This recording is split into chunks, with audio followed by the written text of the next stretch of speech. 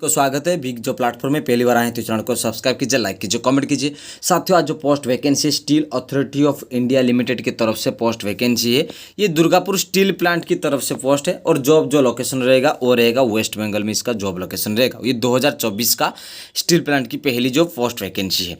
साथियों, ये जो डिपार्टमेंट है ये महारत्न कंपनी की डिपार्टमेंट, ये गवर्नमेंट कंपनी है और इसमें 1 लाख करोड़ की टर्नओवर से ज़्यादा हो रही है ये जो स्टील प्लांट में। आओ हम आपको सारे डिटेल्स में बताना चाहेंगे। ये जो डिपार्टमेंट पोस्ट वैकेंसी है, इसमें एग्जीक्यूटिव और नॉन एग्जीक्यूटिव कैटेगरी दोनों ही कैटेगरी के लिए पोस्ट वैकेंसी है। टोटल जो पोस्ट वैकेंसी है ऑल इंडिया कैटेगरी के लिए 84 पोस्ट वैकेंसी है, जहाँ पर सारे स्टूडेंट अप्लाई करने के लिए मौका मिल सकता है। अब हम आपको डिटेल्स में बताना चाहेंगे इसमें क्या रूल्स और रेगुलेशन है, जैसे डिटेल्स, आपका पोस्ट और एलिजिबिलिटी, ये तीनों आपको एक ही जगह में बताते जाएंगे। साथियों, अब जो पहली जो डिपार्टमेंट है वो consultant and the chest medicine.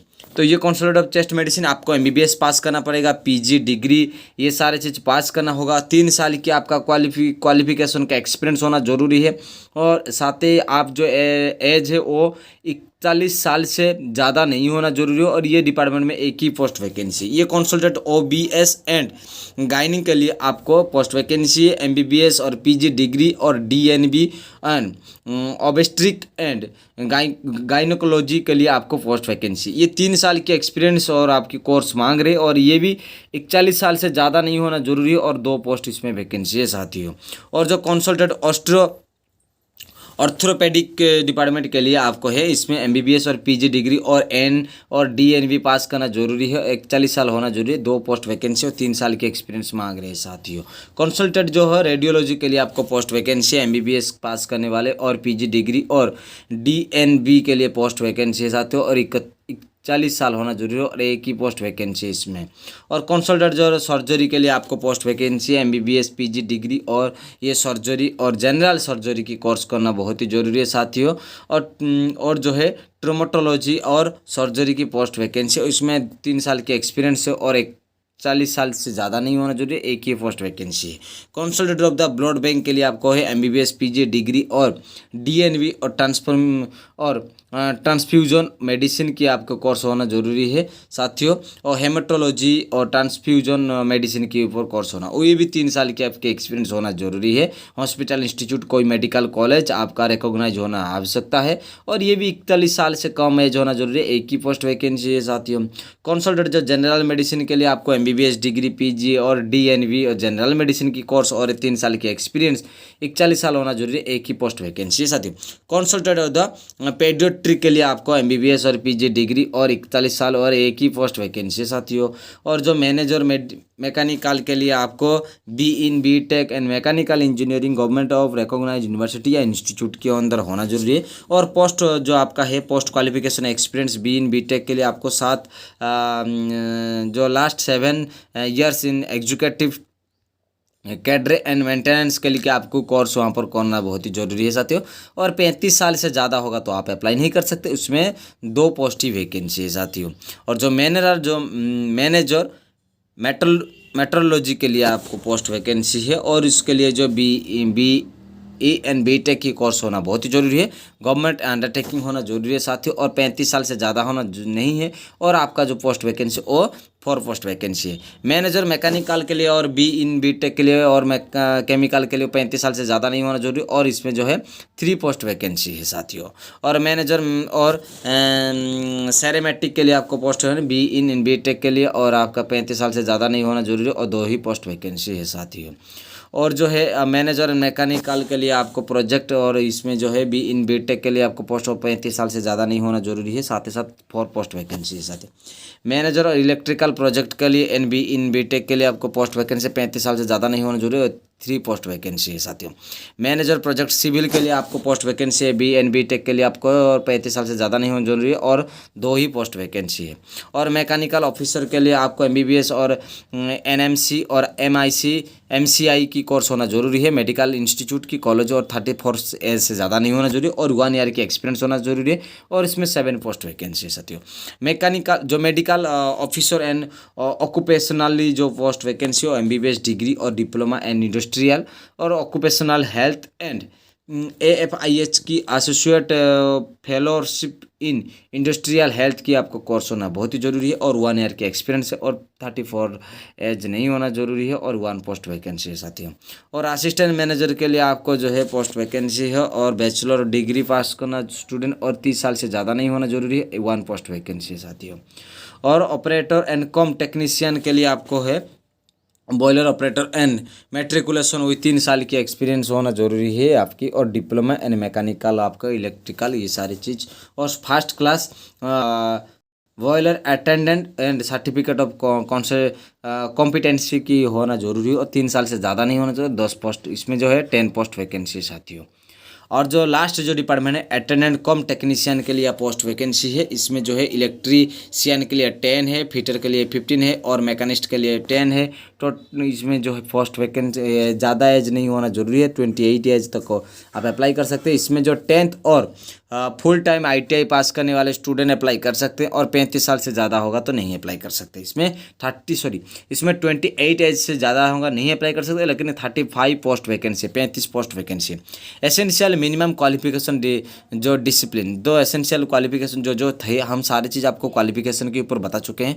अब आपको जो है 50% और 55% से मार्क ज़्यादा रखना जरूरी है, और जो 50% जो स्टूडेंट है वो जो जनरल OBC है, जनरल ये सारे स्टूडेंट कैटेगरी, और EWS ये भी जनरल कैटेगरी। तो साथियों पहले तो आपको फिर सेकंड डिवीजन पास करके आपको आना पड़ेगा, और 100 मार्क के मैक्सिमम मार्क का एग्ज़ाम होगा आपका, जो है एग्ज़ाम जो है वो 100 मार्क का एग्ज़ाम होगा। इसमें तो 100 मार्क का आपका एग्जाम होगा, उसमें पास करना बहुत ही ज़रूरी है साथियों। और साथियों जो भी स्टूडेंट इंटरेस्ट है अप्लाई करने के लिए तो ज़रूर अप्लाई कर सकते हैं, इसमें फॉर्म भर सकते हैं, और ऑनलाइन फॉर्म भरने वाले के लिए आपको इसमें अप्लाई कर सकते हैं साथियों। तो सारे चीज़ जो थी हम आपको बता चुके हैं, इसको आप और ज़्यादा डिस्कस नहीं करना चाहेंगे, और कुछ चीज़ नया चीज़ हम आपको और बताना चाहेंगे। जो एब्रीवेशन यूज, क्या है एब्रीवेशन यूज करना पड़ेगा, वो जो सारे फुल फॉर्म की भरने के लिए कहा गया है। अब हम आपको ये बताना चाहेंगे जो SC ST कैटेगरी स्टूडेंट है वो सारे कास्ट सर्टिफिकेट दे सकते हैं, और स्किल टेस्ट, ट्रेड टेस्ट आपका लिया जाएगा साथियों। कॉम्पिटेंट अथॉरिटी की आपका टाइम जो इंटरव्यू लिया जाएगा साथियों। और इस वेबसाइट से www.cell.co.in इस वेबसाइट से आप विजिट कर सकते हैं, इस वेबसाइट से आप अप्लाई करना चाहेंगे। तो OBC और जो कैटेगरी स्टूडेंट के लिए है उनके लिए कोई जो है नॉन क्रीमिलियर जो ये रहेगा, आप इस तरह सर्टिफिकेट जो है वो देना ही पड़ेगा साथियों। और साथियों और चीज़ें जो आपको, ये तो हम आप वेबसाइट तो बता चुके हैं, कुछ आपको और चीज़ दिखाना चाहेंगे। जो आपको EWS कैटेगरी जो ESM जो केस कैंडिडेट और EWS सर्टिफिकेट भी साथियों देना भी पड़ेगा आपको। जो स्टूडेंट EWS कैटेगरी में जा रहे हैं उनको भी देना बहुत ही ज़रूरी है साथियों। और एज की रिलैक्सेशन की SC ST के लिए 5 साल, OBC के लिए 3 साल, और PWD कैटेगरी जैसे 10 साल जनरल के लिए, PWD कैटेगरी 15 साल जनरल SC ST के लिए, और 13 साल OBC के लिए कैटेगरी के लिए स्टूडेंट के लिए जो ये आपकी जो एप्लीकेशन फॉर्म जो भरेंगे तो उसमें एज के एक्सटेंशन किया गया है। और जो है मेट्रिकुलेशन सर्टिफिकेट देने से वहाँ पर आपको डेट ऑफ बर्थ लिया जाएगा साथियों। और जो है यहाँ पर जो फिजिकल स्टैंडर्ड टेस्ट लिया जाएगा हाइट के लिए, जैसे मेल के लिए 155 और फीमेल के लिए 150 जो है, और जो फीमेल के लिए 143 सेंटीमीटर वेट जो होगा, मेल के लिए 45, फीमेल के लिए 35 वेट होने से भी आप अप्लाई कर सकते हैं। इससे कमजोर होगा तो अप्लाई नहीं कर सकते साथियों। फिजिकल फिटनेस से कट जाएंगे तो आपको जॉब के लिए एलिजिबल नहीं किया जाएगा। और मेड ऑफ सिलेक्शन कैसे किया जाएगा, मेड ऑफ सिलेक्शन जो रहेगा और रहेगा आपका सर्टिफिकेट सारा रहेगा, certificate relevant BD and BTech और एक्सपीरियंस सर्टिफिकेट देना पड़ेगा, डॉक्यूमेंट वेरिफिकेशन और सर्टिफिकेट सारी चीज़ को आपको भरना पड़ेगा साथियों। इस तरह सर्टिफिकेट और pass certificate diploma engineering and relevant discipline, और जो है फर्स्ट ईयर जो है बॉयलर अटेंडेंट कॉम्पिटेंसी सर्टिफिकेट भी वो सारी चीज़ देना पड़ेगा। टेस्ट सर्टिफिकेट देना पड़ेगा। टेस्ट सर्टिफिकेट में भुवनेश्वर, हैदराबाद, वो कोलकाता, हावड़ा, मुंबई और नेवी मुंबई टेस्ट, ये सारे जो है टेस्ट आपका जो सेंटर्स रहेगा वो वहाँ पर दिया जाएगा। कहाँ पर, ना भुवनेश्वर में रहेगा, हावड़ा में रहेगा, कलकत्ता, हावड़ा, मुंबई और नवी मुंबई और थाने और दिल्ली रहेगा और पटना रहेगा, रांची रहेगा। इस सारे कुछ एरिया में जो आपका टेस्ट रहेगा तो आपको टेस्ट देने के लिए जाने पड़ सकती है। और जो ट्रेनिंग पीरियड जैसे कैसे रहेगा, ट्रेनिंग पीरियड में साथियों बताना चाहेंगे, जो ट्रेनिंग पीरियड 1 ईयर की मंथली कंसिस्टेंसी पे आपका जो फर्स्ट पे रहेगा और 12,009 से फर्स्ट ईयर, सेकेंड ईयर में 15,000 आपका सैलरी रहेगा पोस्ट वैकेंसी के हिसाब से कंसिस्टेंसी के हिसाब से। और जो evolution of the other benefits क्या रहेगा, अदर बेनिफिट्स देखा जाए एग्जीक्यूटिव पोस्ट के लिए जो है, पोस्ट के ग्रेड के लिए आपको जो है 50,000 से शुरू करके 1,60,000 के अंदर आपका सैलरी रहेगा। और जो कंसल्टेंट मैनेजर के लिए आपको 3 जो है उनके लिए 80,000 से शुरू करके 2,20,000 के अंदर आपका सैलरी रहेगा।